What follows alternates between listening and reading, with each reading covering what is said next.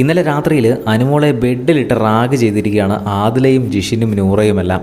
ചോദിച്ച് മേടിച്ചതാണ്. അനുമോൾക്ക് ഒരു കാര്യവുമില്ലായിരുന്നു.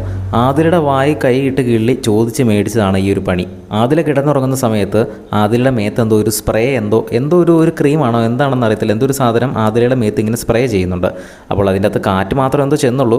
പക്ഷേ ആദില അതൊന്നും മൈൻഡ് ചെയ്യാതെ അവിടെ പുതച്ച് മൂടി കിടക്കുന്നു. പക്ഷേ ഇതെല്ലാം കണ്ടിട്ട് അവിടെ ബാക്കിയുള്ള എല്ലാവരും തന്നെ ചിരിക്കുന്നുണ്ട്. പക്ഷേ ആദില നൈസായിട്ട് അവിടെ പുതച്ച് കിടന്നതാണ്. കാരണം അനുമോൾ വീണ്ടും ചെല്ലുമെന്നറിയാം.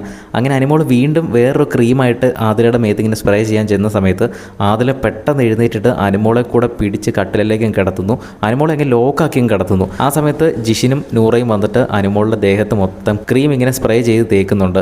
അപ്പോൾ നൂറ അവിടെ നിന്ന് പറയുന്നുണ്ട്, അത് ശരിക്കും തേക്ക് ജിഷി ചേട്ടാ, ആ കാലിൻ്റെ അടിയിലേക്കൊക്കെ അങ്ങ് ഒഴുക്കിയേ എന്ന് പറയുന്നു. ആ സമയത്ത് ജിഷിൻ അനുമോളുടെ കാലിലും തലയിലും കയ്യിലും എല്ലാം സ്പ്രേ ചെയ്ത് ഇടുന്നുണ്ട്. ഇതെല്ലാവരും ഒരു തമാശയായിട്ടാണ് എടുത്തത്. അനുമോളും ഇത് ഇങ്ങനെ തേക്കുന്ന സമയത്തെല്ലാം അനുമോളും ഇരുന്ന് ചിരിക്കുന്നുണ്ടായിരുന്നു.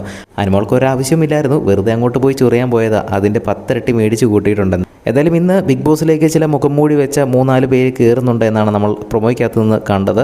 3 പേരാണെന്ന് തോന്നുന്നു. എന്തായാലും അവർ കയറുമ്പോൾ തന്നെ നമ്മൾ അപ്ഡേറ്റ് ചെയ്യാൻ ശ്രമിക്കാം. അതൊക്കെ കാണുന്നതിനായിട്ട് ചാനൽ ഒന്ന് സബ്സ്ക്രൈബ് ചെയ്യുക. അതൊരു വൈൽഡ് കാർഡാണോ അതോ ഇനി ഒരു ടാസ്കിൻ്റെ ഭാഗമായിട്ട് കയറിയതാണോ എന്നറിയത്തില്ല. നമുക്ക് നോക്കാം. കൂടുതൽ അപ്ഡേറ്റ്സുമായി വീണ്ടും വരാം.